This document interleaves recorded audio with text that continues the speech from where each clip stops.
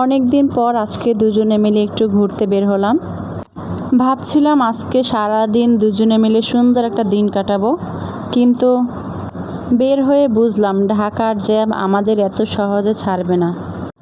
গন্তব্যে পৌঁছানোর আগেই রাস্তায় কত গল্প, কত কাহিনী, কত ক্লান্ত, সব কিছু নিয়ে আমরা পৌঁছে যাই। তো চলুন পুরো ঘটনাটি আপনাদের দেখাই এবং আপনাদের সাথে সব কিছু শেয়ার করি। আসসালামু আলাইকুম সবাইকে, সুন্দর একটা ব্লগ ভিডিওতে আপনাদের সবাইকে স্বাগতম। যারা এখনও আমার চ্যানেলটি সাবস্ক্রাইব করে দেওয়া নয়, অবশ্যই আমার চ্যানেলটা সাবস্ক্রাইব করে দেবে এবং ভিডিও ভালো লাগলে অবশ্যই লাইক, কমেন্ট এবং শেয়ার করে দিয়ে আমার পাশে থাকবে।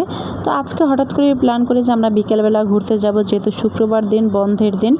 তো বিকেল হচ্ছে আসরের নামাজের পরে আমরা নামাজ পড়ে রেডি হই, তারপর বের হয়ে প্রথমে তো রিক্সায় পাচ্ছিলাম না, এরপর একটা অবশেষে রিক্সায় পেয়েছি, কিন্তু রাস্তার ভিতরে এত পরিমাণের জ্যাম ছিল, আমাদের অবস্থা একদমই কাহিল হয়ে গেছে। মানে যেমন ছিল গরম তেমন ছিল জ্যাম। আর কি রিক্সায় উঠেছি জানি না, মানে রিক্সাওয়ালা হয়তো আবার ঠিকভাবে চিনেও না, এই ভাঙ্গা রাস্তা নিয়ে যাচ্ছে, এই আবার অন্য রাস্তা নিয়ে যাচ্ছে। তো এদিক থেকে আমাদের আরও বেশি ক্লান্ত লাগছিল আর এত পরিমাণের গরম ছিল।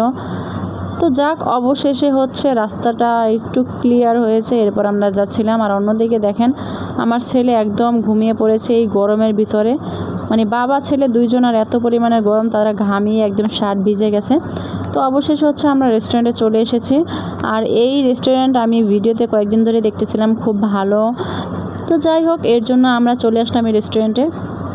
তো ওঠার প্রথমেই হচ্ছে এখানে একটা মিরর ছিল, এই জন্য আমি এখানে একটু ভিডিও করে নিলাম। আর এই যে বাইরে থেকে তাদের রেস্টুরেন্টটা যেমন দেখা যায়, কিন্তু ভিতরে দেখতে অনেক সুন্দর। তো রেস্টুরেন্টে ঢুকে তো আমি তো পুরোই অবাক, মানে এত পরিমাণের লোকজন ছিল। রেস্টুরেন্ট ছোট কিন্তু ভিড় ছিল অনেক। তো এরপর হচ্ছে আমরা এখানে মেনু কার্ড দেখে তারপরে অর্ডার দিয়েছিলাম। এখানে সুন্দর সুন্দর অনেক খাবার পাওয়া যায়, আপনারা চাইলে মেনু কার্ডটা এখানে পোস্ট করে তারপরে দেখতে পারেন খাবারের দাম কেমন। তো এরপর হচ্ছে এখান থেকে আমরা একটা একটা করে অনেক কিছুই খাবার অর্ডার দেই। আর খাবার দিতে যেহেতু এখানে অনেক সময় লাগবে, এখানে আমরা বসে বসে ওয়েট করতেছিলাম। আর আমার ছেলের তো দেরি সহ্য হয় না, সে ঘোরাঘুরি করতেছে, দুষ্টিমি করতেছে, এখানে যাচ্ছে ওখানে যাচ্ছে, দৌড়াদৌড়ি করছে। এই যে দেখেন তার অবস্থা দেখেন, সে চেয়ার থেকে নেমে তারপর হচ্ছে ঘোরাঘুরি করতেছে টেবিলের চারপাশে। তো এরপরে হচ্ছে অবশেষে আমাদের খাবার চলে আসে। তাও প্রথমে হচ্ছে আমাদেরকে পিৎজা দেয়। পিৎজাটা দেখতে যেমন সুন্দর হয়েছিল, খেতেও তেমন মজা হয়েছিল। তো এখানে আমার ছেলে প্রথমে তো খুবই নাচানাচি করতেছিল পিৎজা খাওয়ার জন্য, কিন্তু যখন আর কি পিৎজাটা দেয় সে আর পিৎজা খাবে না। তো এরপর হচ্ছে আমরা অন্য যে খাবারগুলো অর্ডার দিই সেটা চলে আসে। এখানে আমরা প্লেটার অর্ডার দিই, যেটা খুবই মজার ছিল। আর ছিল একটা মিট বক্স।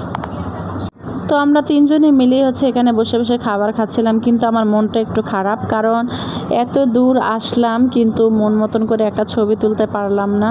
মানে রেস্টুরেন্ট ভর্তি শুধু লোকজন ছিল, আর আমার ছেলেও অন্যদিকে হচ্ছে দুষ্টামি করতেছে। এদিক থেকে বারবার আমার ছেলেরও ছবি তুলে দিচ্ছি, কিন্তু নিজে একটা ছবি ভালো করে তুলতে পারি না, এই জন্য একটু মন খারাপ ছিল। তো যাই হোক, খাবার যেহেতু চলে এসেছে আর খাবারের সাথে ছবির তো কোনো তুলনাই হয় না। তো এরপর আমরা খাওয়া দাওয়া শেষ করে বিল দিয়ে তারপরে চলে গেলাম তালতলা মার্কেটের ভিতরে। খিলগাঁও এসেছি আর তালতলা মার্কেটে যাব না তা তো হতে পারে না।